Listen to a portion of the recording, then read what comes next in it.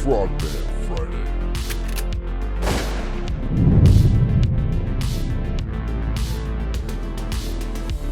Yeah, boy. What's up, everybody? It's that time again. Welcome to the Frogman Friday show. Presented by Transcend, the best peptide and hormone therapy. They put your health first so you can live more and worry less. Go to transcendcompany.com/Birdman to begin your wellness transformation today. Today, our badass guest is Gregory Coker, aka Gravy. He served over 22 years as a 160th SOAR pilot, retiring as a Chief Warrant Officer 4. He founded Blades for Brothers in 2022 in Graham, Texas, and authored Death Waits in the Dark. You can follow Gravy on Facebook, Instagram, and LinkedIn. And to take a deeper dive, go check out bladesforbrothers.com. Brother, welcome to the show. Birdman, so good to see you. You're handsome as well, man. I love hearing that. When it comes from you, it's real. It is real, bro. Yeah. No, it's an honor. Thank you so much for reaching out and to help us, get more word out and, to take care of our vets. Yeah. I'm honored. Absolutely, man. Yeah. And you're doing it, man. So I want to dig right in. One thing I like to start with everybody is, you do this full career in the special operations community.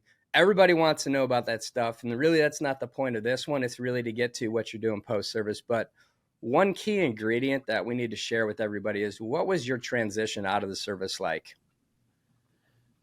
It sucked. It still sucks. It did. It does. Because we're always searching for our tribe, our brothers. And it's not out there, man. We retire, we all go our separate ways and go to work to provide for our families and to pay our bills, pay our taxes. And it's tough. In my time, they were just trying to figure things out. 2008, really. I mean, there wasn't a whole lot out there for us, and the VA absolutely sucks. Their answer to us is, hey, let's medicate them and, keep them where we can keep control of them, so to speak. But, yeah, it's hard, but you have to stay driven. You can't lose hope, and always, go back to your brothers. Give them a call or have them call you or whatever the case, But it's extremely hard to find our way after doing what we did. It's not out there. So, yeah, you're right, man. I mean, I 100%. What you said, that was, it's always interesting to me because you come from doing such a high speed job, being a 160th pilot. I mean, you guys are glorified psychopaths with a helicopter license. They say that, but yeah. But then they're the best pilots on the planet, bar none. There's no question. I mean, the first time I got to work with you guys, we were doing it was flying out near San Clemente Island. It's out in California. And they were flying low. And I'm like, I've flown with some Navy pilots before. I don't know that I trust this right now. And they're like, they're different. These aren't Navy pilots. I'm like, okay. And then you guys showed me what you got to do. And I'm like, whoo, can we work with these guys all the time? Yeah. There just aren't enough of us. We'd love to support you all, but yeah, it is what it is.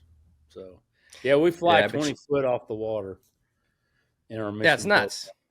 Absolutely nuts. I've done it. So absolutely and I nuts. Loved it. I loved, night vision over water, dude. I was in my happy place.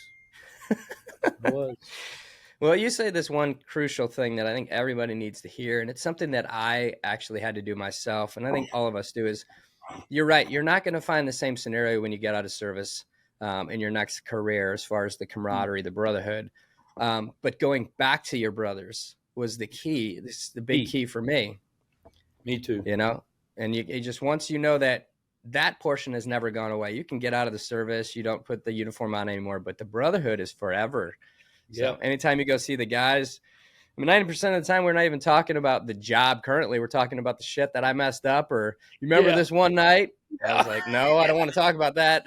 I almost missed my window by 30 seconds, man. Yeah. Exactly. Yeah. But that leads into what you said that really ties into what you're doing today is, giving back and helping others, helping the transitioning veteran, the first responder, giving people guidance. And that's exactly what you're doing here with Blades for Brothers. And I want to dig into, like, why did you start it and what exactly is it?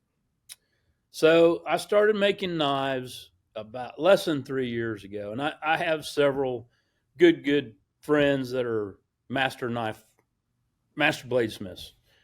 John Horrigan, his twin brother Bob, he was a Ranger. Bob was in Delta. He got killed in '05. Bob was a very good friend of mine and a very talented knife maker in the unit. And even today, every operator carries a Horrigan fighter. So John still makes them for the unit, and they're awarded to him when they finish OTC. But yeah, so they kept pounding me, and then a good friend of mine moved about 20 miles away that's a knife maker. And he kept, come over here. Finally, I was like, okay, I'll come over. Man, I hammer forged a railroad spike into my first knife, and I was hooked. I was like, okay, man, this gives me focus. It gives me a mission. I have to use art and geometry and math and just pound the shit out of the steel. So that was therapy. So I spent the next 30 days over there working with Jared Johnson, former Marine. He has STA blades. And then I had in my possession the 12 minigun barrels that came off my AH-6 when I got shot down. This wound up in my possession. That's all I'll say about that. And yeah. So for years, I said, man, I need to make something out of the steel, something cool, And so I started knife making, and then I was introduced to world-renowned knife maker Steve Schwarzer. He's out in Florida. So I wanted to forge these barrels for steel to make some blades out of. So I flew out there, but I sought out Steve Schwarzer, John Horrigan, Bill, too many head injuries. Anyway, I'll think of it in a second. But master bladesmiths that are world renowned. So I said, okay, how do I grind a dagger? That's the hardest knife to grind. So fell out in Oregon. So I called him up. Hey, this is Greg Coker. I want to learn how to grind daggers. Come on out. So I flew out there, and he taught me how to grind a dagger. John Horrigan. Hey, John, help me with this. Okay, you knucklehead, come. He's 3 hours from me. So yeah, I went down there and worked with John, Jim Poor, Bill Poor, just world-renowned guys. They know it, and I wanted to learn it. And I says, I'm about 20 years behind everybody, so I gotta figure this out quickly. So I did. And so it was therapy for me, and my wife would, she even saw the transition. So I was like, hey, let's start a nonprofit so we can help other vets and first responders and their family members. Great idea. So we just finished the new shop a couple months ago, and she actually started it and planned it to do this. My little shop was like 12 feet by 40 feet. It was in one bay of the garage. That was my shop. So now we have this magnificent shop, and we've put, all the latest, greatest tools to make knives. We've got a power hammer. We've got a coal iron press. I got 3 commercial grinders from Wilmot.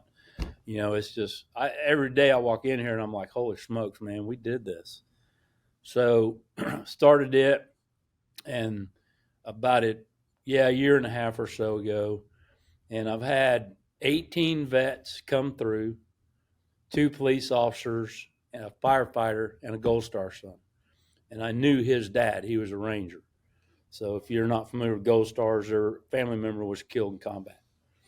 So I had these guys come through. I teach them how to make a knife, and it gives them focus, and it gives us a mission.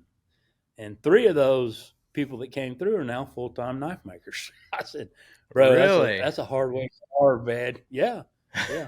And I gifted each one of them a Wilmot grinder. It's a $3,100 grinder, but that's the main tool you need. You can use a charcoal grill to heat steel or, whatever, but your grinder's where you make your money. So Yeah, it's Really? been good. See, Yes, I sir. don't know anything about knife making, so can you walk me through like a kind of condensed version as to how you do this? Yeah, I don't know anything either, but I'm having fun. So That's how we do there's it. two different, yes, sir. And there's two different ways to make a blade. So you can forge the steel, just a bar of steel, and you can forge what they call Damascus. So if you're not familiar with Damascus, it's all different color. Like here's an example of, I don't know if you can see that. That's a Damascus blade. This is one of my Skinners. This is a Damascus blade. Let me get the light right. There you go. That's 320 layers. So you take different high carbon steel and then steel with nickel in it, and you alternate the stack. You'll get about 20 pieces. You put it in the forge. You heat it up to 2,200 degrees, and then we start smashing it. We start hammering it. We'll hammer it, cut it, refold it. This is another one I did. This is from my war steel collection. So I made 4 blades to raise money, and this steel is out of my minigun barrels that I was talking about. And Steve Schwarzer helped me do this. And World Trade Center steel are in these 4 blades. They all sold. This blade sold for several $1,000s. Was donated, and then the gentleman that bought it gifted it back to us. He said, "Greg, this belongs with you. This is you and your brothers, your sweat, your blood, everything you did for me as an American, and I want you to keep this." I was like, there wasn't a dry eye in the living room, but yeah, it was pretty cool. So I made 4 original war steel blades. They've all sold for several $1,000s. So yeah, it's been good. So that's Blades So for is that Brothers. blade not is that blade not available anymore? Oh yeah, it's available. It is Yes, sir. available. Okay. So Yes, that's sir. a I donation asked him. deal. I So said, "Well, if somebody offers me a very large sum," he's like, "You sell it." I said, "Okay, I'll pay you back." But yeah, yeah. so This where can they go to if they wanted to go buy that or bid on it or however you're doing it? Where can they go see that? bladesforbrothers.com. It's under the Okay. War Steel tab. And I explain the whole process, and there's pictures on the website, the process and how we made it. And yeah, it's pretty cool. Pretty cool. So you just So mentioned that in that blade it had 300 layers to it. yes, this blade has 320 layers, and you can kind of see the Damascus, the lines are real close. This blade, 1,600 layers of steel. So, 1,600. oh my gosh. So how long does it take to actually turn that into an actual blade if you've got that many I have layers? 100 man hours in just making the billet, just the raw big billet that we'll draw out and make the blades out of. Yeah, 100 Wow. man hours total in the 4 knives is 368 hours is what I had.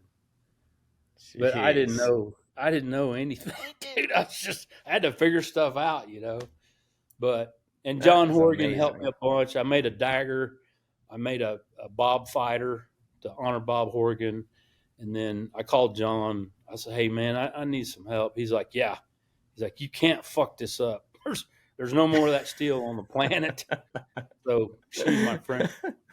Oh, good. So yeah, so Send I it. drove down to John, spent several days with him, and I just get with these master bladesmiths, and that's the other thing about this industry, the knife industry. Everyone wants to help you.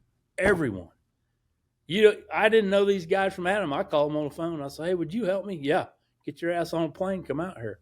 So I did, but I'm behind the Wow. curve, so I had to hurry. Yeah, Help. but guys like you guys learn shit quick and you just because you have drive, man. Like some people Yeah. get into it because they're interested, but you have motivation, you have drive, you have a purpose. Like you're Yes. forging these knives that have real meaning inside the metal. And I mean, this is a fascinating, plus you're helping people. And when Yes. you're doing things to help people, you're going to always excel faster than the majority. Yes. So let me yes. get this straight. You're bringing people into your shop to learn how to forge knives and then actually build product? Yep. Yes, sir. Now I just started pocket knives. So this is a brand new design, and this is some steel that Jim Poor helped me make. It's Damascus. It's called feather. If you can look at it really close, it looks like a bird feather. The steel does. Huh. It's crazy, man. It's crazy. Wow. So yeah, these are the new. And then this is another one. This is my very first one. It's called Cat's Claw Damascus. So yeah, so I'm making these folders now. I love them. Everybody carries a pocket knife. So yeah. And then the other way to make them, so I'll order a sheet of steel, say high carbon. I use 80CRV2 steel. The Germans make it, so it's very, very good steel. And then I cut it out. Here's two right here. I'm gonna finish it. So this is just raw steel. So I cut this. This is a chef knife. So I just cut it out of the sheet, and then I'll drill it, and then I'll heat treat it. Okay. And my heat treat recipe, they're coming out with about the high carbon steel is about a 58 Rockwell hardness, so it's good hard steel. And then this dagger, it's stainless. It's AEBL stainless, and after heat treat, these come out about a 62 Rockwell. So I really like stainless for, fighters or military, especially the military guys, because it doesn't rust. It keeps a really good edge.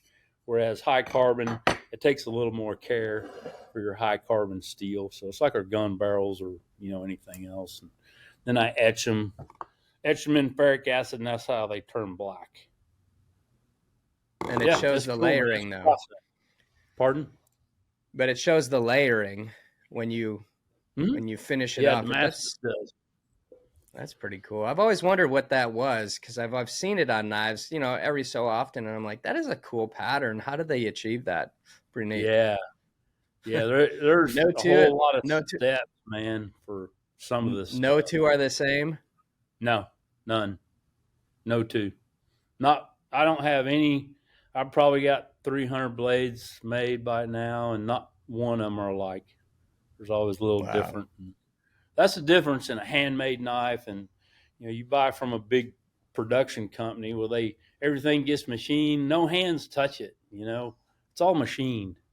I mean, they're still good blades, but they're great blades. But I enjoy working with my hands and making this stuff, and looking at the end results. That's the Leon fighter that I designed. I wanted a blade not as big as a Bowie, but bigger than a fighter. And all the guys that have seen this blade, they love it. And I've built several for some Rangers and a few for some Delta guys. Yeah, it's cool. It's going down range, amazing. Man. I said, send me a picture when you cut somebody. Right? That's the real testament to we have achieved success. No, that's awesome. It's therapy for me, and it's therapy for the guys that come through here. And actually, my wife, she just got into knife making too. She's made finished one, and she's got two over there. They're heat treated and ready to grind. Yeah. Yep. So anybody who's a vet, or is it anybody period, can go to your site and try to schedule time to come over and work with you? Yeah, if you're not a vet or a first responder or Gold Star family member, I'll teach you how to make a knife, but I have to charge a little bit to pay for materials and things like that. So yeah, okay. We've done 2 classes here, and then the second week of October, I had a big, what they call a hammer in. So I had Steve Schwarzer and his wife fly in. They were teachers, instructors. So we had 9 instructors throughout the day, and then we charged like $100. We had 75 people here for that hammer in. Yeah, it was cool. Wow. But you can hit, every instructor has, like Steve, since he's a master, world renowned, we gave him 3 hours for his, for what he did, showed it forging, and his wife did a knife, and yeah, we had a bunch of other instructors here, Texas guys, and so yeah, it was really cool. It was really cool. It's a lot of hard work on my part. It sounds like nothing but hard work. That's the beauty of it, though, is to create It something is. from Yep. scratch. Yeah, we get in here, crank these forges. It's 150 degrees. You're outside in August, but now's the time to come because it's nice and cool. But our shop, it's air conditioned and heated. But I have to forge outside. There's a parachute. I don't know if you can. So that's an Army parachute hanging on the ceiling to cover up rafters and stuff. I wanted something cool, So I made a phone call and they shipped me a parachute. So we hung it on the ceiling. That's awesome. That is awesome. Mm-hmm. Well, digging into this, because I know you're doing this for cause, and this is a charity to help people learn how to forge blades, create their custom knives. You also authored this book, Death Waits in the Dark. Talk a little bit about why you authored it, what did you want to achieve with it? My main goal was to educate people, Americans, but mainly I wanted the children of warriors to understand why their father was absent. Does that make sense? So powerful. And I wanted wives and dads and moms to understand why their sons and husbands were gone so much. And it's my stories. I mean, I'm a Christian, and trust me, God put me in all these places. I didn't volunteer for any of that stuff, man, but he did. We were the first into Afghanistan on 6 October, in 01, taking it to the Taliban, Al Qaeda, Haditha Dam, the invasion of Iraq. They told me I fired the first shots in Afghanistan and Iraq. And I'm like, whatever, dude. They're like, hey, you want to start a war? Call Gravy. He'll go start it. So then I got shot down in 04, and that was a big deal for the regiment, for the unit, for B Company, for Delta guys and Rangers that were with me that day. 6-hour gunfight ensued after the shoot down. And so it took me 15 years I prayed about it, and I'll tell you the truth, I did not want to do it. I didn't. I think at the time there were 2 books written about the 160th. Of course, Black Hawk Down, Mike Durant, and then there was another book. I don't remember the name of it, but so there wasn't much out there, and I felt that I owed America these stories. It's not about me; it's about my tribe. So don't get that mixed up. And I sent the manuscript off to 3 4-star generals, some Delta guys, 2 of them, and a couple of Rangers, and Doc Franklin, the old unit psychiatrist. And they read it. And every one of them said, do this. Gregory? And when I hear Gregory, I'm like, oh, gosh, man, I'm in trouble, But no, they supported it 100%. So I decided, first thing I says, okay, I'm going to donate all the proceeds of this book. I am. And my wife, Edie, and I, we talked about it, we prayed about it. So long story short, there's been over 10,000 copies sold, and we've donated over $100,000 to nonprofits that support vets, first responders, and their families. It's amazing. Yeah, man, it's just so cool. So, and I will, and George Hand, former A Squadron Delta guy, he wrote it with me, a good friend. And in the process, we got in a hurry. We did. We got excited and we got in a hurry and published it and printed it and got it out there.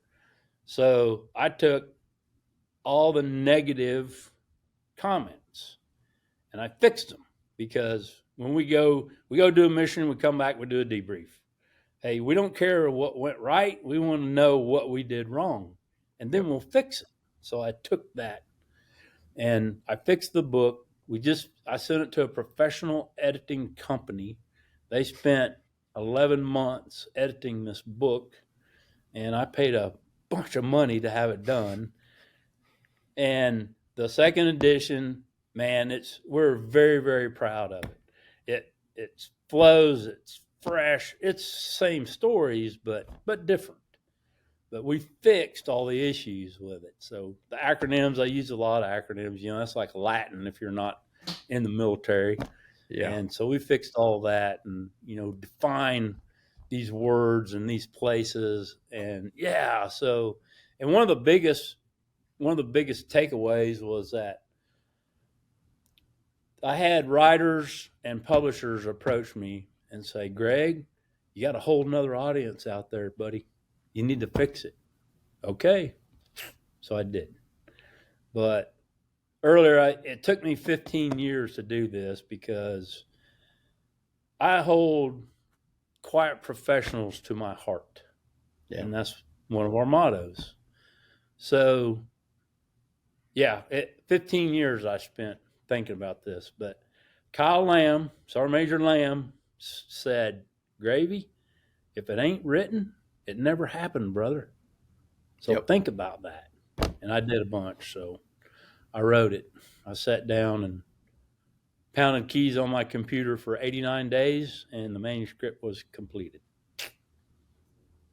Yep. I'm so glad you did, man, because I was I was just talking about this not too long ago, that we have a massive crisis with trying to put bodies into the special operations community.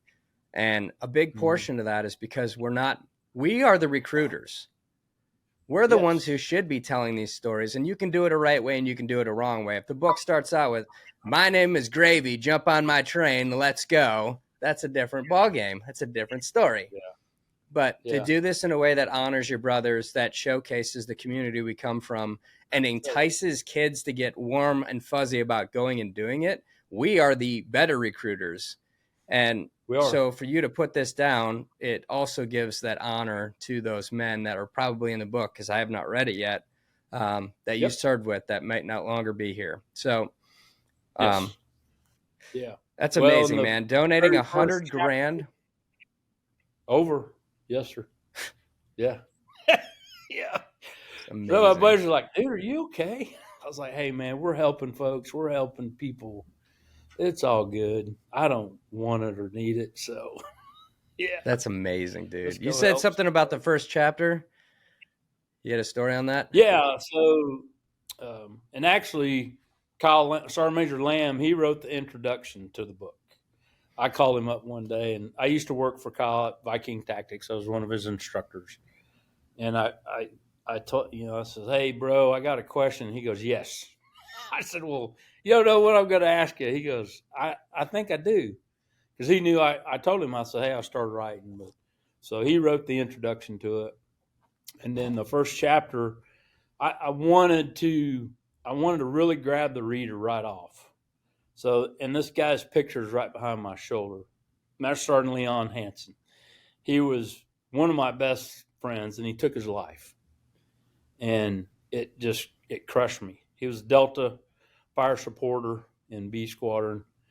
We invaded Afghanistan together, hit Gecko together and Rhino. But it just absolutely crushed me. So that was 26 June 2015. So I start off about Leon because I want people to understand. I want people to know what is going on in our community and in the military with these folks. And I've studied it for years and years. Why? I just buried a buddy 4 weeks ago. Yep. Took his life. Wife and 4 kids. Flew out to Atlanta, put him in the ground. I told him, I says, I'm going to kick your ass when I get to heaven. I am. So yeah, man. So yeah, that's where it starts, and the relationships that we have, and how heartbreaking it is for his friends, his family. They don't realize the heartbreak that they leave behind. They just don't, man. So I wanted to grab that reader, and then I go into kind of the beginning of where I started in the 160th, and then right into 9/11, because I thought that's critical. That's key. Why we do what we do. And it's not about God. It ain't about country or flag. It's about the guys on the left and the guy on the right. And that's it. All of you folks out there that have been in the ditches and, dumping hot brass on your brother, that's what it's about. It is. Yeah. And those relationships made in combat are like none other. And that's what we always are trying to find. You ask, what was it like getting out of the Army? Well, that's what it's like. So those friendships you forge in that firefight, they last a lifetime. Yeah. So I talk about 9/11, GWAT, Afghanistan, Iraq, and then post. So when I get out and, the challenges that I had and, a divorce after 32 years, when you think, all right, man, we got, I made it, we got this done. And well, bye. See you. But that's all right. God took care of me. Yeah. And brought me Edie. So yeah, I'd say maybe a quarter is post. Yeah. Post after I get out. And I added a section about Blades for Brothers, about Crusader Forge, and my experience that through knife making, how it's helped me be a better man, be focused, help others, help other guys that are going through some tough times or whatever the case may be. So yeah, it's good, man. It's good. We need a mission. We do. That's just how God wired us. No question about it. You're out there doing it for others, man. Yeah. Yeah. That's what keeps us whole, though. I mean, you can't go through a life of service and then get out and expect to just live a life for you. It doesn't work that way. No, it didn't. Group hugs and singing Kumbaya. No, it's not, man. It's hard. It's tough. I mean, I'm alcoholic, drug addict, almost took my life August 2015. And I talk about all of it in the book. So how I got through that and how I help other vets, disciple to them and help them. I talk to a vet every day and I tell them, I love you. Every one of us need to do that. It needs to be a crusade because you're going to save a life. It may be that day. Yes. So I get real emotional about it and I'll get up on my soapbox. But send it, man. It's real. It is real. It's very real. Yeah, it's now 26 vets a day. 22's gone. It's 26 a day. So it keeps going up. So yeah, just love your brothers and their families and tell them. It may save your life. That's right. And get them out to Blades for Brothers to forge a knife, build some camaraderie, learn a new skill set. Yes. That's badass, man. That's what we consistently search for is our tribe. And so I get them in here, man. And, we have fun. They learn a new skill and something they can do. I mean, they don't, and this shop's open 24/7, 365. So, well, dude, I mean, definitely want to talk about this. I mean, obviously we just went through, you've got two things and everything that you're involved in today is wrapped around helping other people in charity. So, for those listening, go check out Blades for Brothers. It's bladesforbrothers.com. Reach out because either you want to purchase a knife, you want to learn how to forge steel, go meet Greg himself and, learn a really cool trade from somebody who's given their whole life to serving this nation. And there's a lot of cool factor in that alone. And then you've got Death Waits in the Dark and an awesome / autobiography to help honor your brothers, to donate over $100,000 to cause. And now with the new re-release, you can go to bladesforbrothers.com to go pick up a copy there and go buy 20 of them.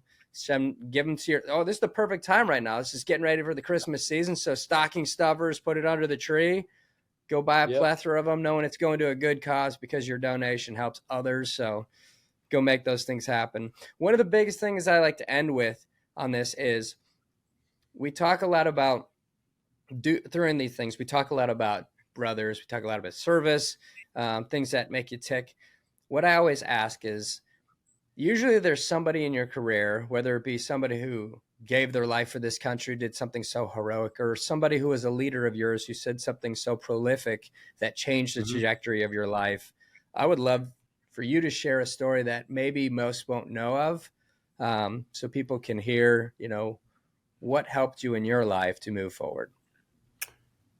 Sure. Yeah, that's a good question.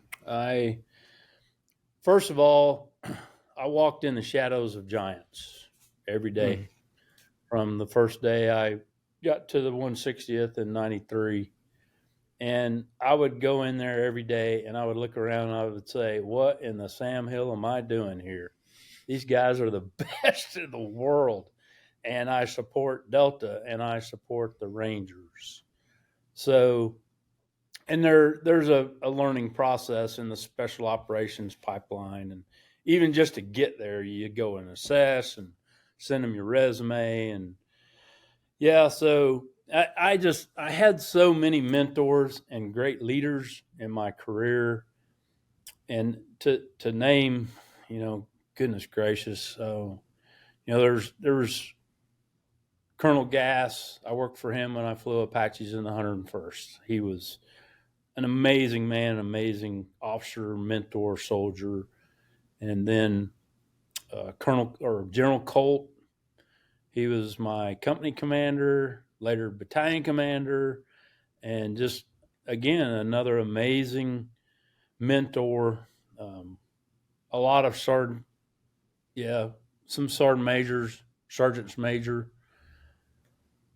just great mentors, warrant officers, guys that took me under their wing when I was a young aviator. Yeah, Tim Roderick. Just an amazing soldier aviator. But those are the guys that formed me and shaped me, and so I could go on and carry those traits on to the next generation and the next generation. So, but in our organizations and special operations, I mean, they're all just they're at the top of their profession. They're at the tip of the spear. So just all you have to do is look around or ask a question and you'll get an answer. Yeah. And when you make mistakes, you get hammered. So we don't make them again. Yeah. Yeah. Do you remember something that one of them might have said to you? Words of wisdom that you could share with everybody? Yes.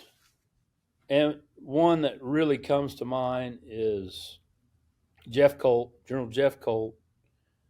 When I was a young B Company 6-gun, just starting in B Company flying AHs, he said, it's going to get bad sometimes because you're just treated like the rest of the junior guys, like crap under a snake's belly, but it's all for reason.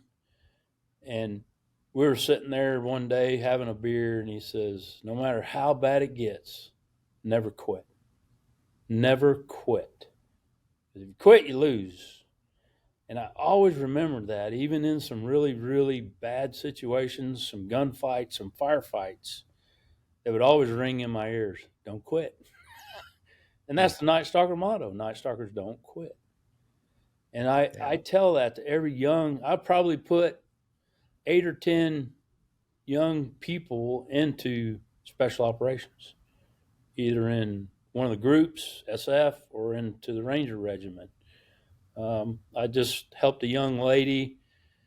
I helped her. I wrote her a letter of recommendation for her flight packet. She is now the youngest warrant officer in the United States Army. She's 18 years old. Very proud of her. She just started SEER school Monday, so she's probably not very happy. No. So, yes. And looking back, that, when we talk to these young people, or, young guys read the book and email me or calls me or text me or whatever the case, and I'll talk to them. Yeah, I just did another interview last week. The gentleman drove up from San Antonio, Texas, drove 4 hours to come meet me and for me to interview him because I'm going to write him a letter for his flight school packet. So, wow. A 160th, if you have a letter recommendation from a Night Stalker, it holds a lot of weight at the warrant officer board when they're looking at these young folks. So I'm yeah, sure. but never quit. And I've lived that I'll live that my whole life. So yeah, so General Colt, thank you for being my friend, my mentor, and just an amazing leader. Yeah, he was our battalion commander when we invaded Iraq. So yeah. Wow. That's incredible words. I mean, it's good for me to hear it too. One of those things that we have ingrained in ourselves, but I happen to have an 8-year-old and a 5-year-old, 2 boys, and Oh goodness, something man. that Never quit, that's what Dad. exactly. I Yeah. mean, it's what I'm consistently Yeah. trying to reinforce with them is, they want to give in early. They want to stop when things get tough Yeah. but it doesn't end when you're a kid, and No. it's only should get stronger as an adult. So that's wonderful advice, man. Yeah. Amazing. I'll poke your face. Amazing. This is my beautiful wife, Edie. Hi. Say Hello. hey, How are you? Birdman. Birdman. Nice to meet you, Ryan. And you as well. We're going to come visit soon. Okay. Yeah, and then Kyle Lamb, he had a great impact. He was a good friend of mine, and of course Bob Horgan. Those two Delta guys had great impact on my life. I met them when I was a brand new gun guy in the unit, and that's another story. But yeah, Kyle, he was always there and always. I mean, all those guys are, they really are. But you'll kind of magnetize or get drawn to an individual. Like, hey, we were both cowboys when we were young and loved to hunt and had stories. So Bob was the same way. Yeah. So, yep. That's awesome. Too many to name, but I there were certain times when we get talking about something and we're like, well, don't be a dumbass. Or okay, roger that. And but I always look at those guys. They're all my brothers. They're all our brothers, and my job was to protect them. That my whole mission in life. And I told guys, I said, I don't care if I have to fly this AH-6 into the target. I will do that to save you. I would have. One briefing, the squadron commander stood up after I did fire support brief. This is in early days in Iraq. And he said, Gregory. I was like, oh, there's that full name again. I'm in trouble. He said, would you please not kill all the bad guys on target tonight so our guys can shoot somebody? And I was like, sure, that's my job. He's like, just leave a few. I said, okay, I'll do that. Yeah. Yep. It is funny because I've heard stories about you from other friends. Oh, good. It was like, are you sure he was an actual helicopter pilot? Because the stories I've heard, it doesn't, you forget that you're flying an actual rotary wing when you're actually doing the shooting work. Yes. And you're doing both simultaneously. Yes, sir. That's amazing. Yeah, we train every guy in BCO, whoever's not on the controls, you've got your M4 up and ready to engage targets, either to suppress, shoot. I mean, we're very, very accurate. I mean, many times they were first shot hits shooting out of that helicopter. But, and then the Delta guys or the Rangers, they'd be like, it's B company. They're just trying to kill people, sir. So maybe they're out of minigun or maybe they're out of rockets, but they got M4s and grenades. So, yeah, I'll drop a grenade on a dude in a heartbeat. Every bit helps. Yeah, it does. It does. Well, brother, I'm super grateful for you coming on today and spending your time here. Thanks, and man. We're going to be pushing this out to everybody we know. It's, I don't just consider you a brother, but I consider you a mentor. And to see that you're continually forging ahead and helping others gives me energy and excitement to want to continue to do that to help. Good. So yes, sir. We'll push it out. You go check out Gravy. He's got social medias, which will blast out after this. And you can go check out bladesforbrothers.com to go see all the knives and to also go check out Death Waits in the Dark and buy the new copy, 20 copies, okay, because it is Christmas time. It's the season of giving, so let's support Greg and let's help some veterans and first responders. Hey, real Appreciate quick, you, I got to brother. show my little birds that I built. Do it. They're rad. Yeah, there's one. There's trail. There's lead, and then there's an MH. Somewhere in there. Yeah. Come see us. I mean, that is the coolest fan I've ever seen. People will stop in and say, I just want to take a picture of your fans. I was like, yeah, man. They'll take a video or whatever, and then I'll see it on Instagram. Those things are legend. You know, it's funny. My wife and I were talking about, she just took the fan out of my office because she wanted to put a new light system in there and make it look nice and professional. Yeah. Now seeing those, I want to see what I can do to get one of those in my office. Even though I didn't fly it, I've been on them. Yeah. Yeah. We're So fire cool. supporters, man. We support SOF. We do. And you do a hell of a job, brother. Thank you. 6 guns Amen. don't miss. That's our motto. Frogman Friday. Long live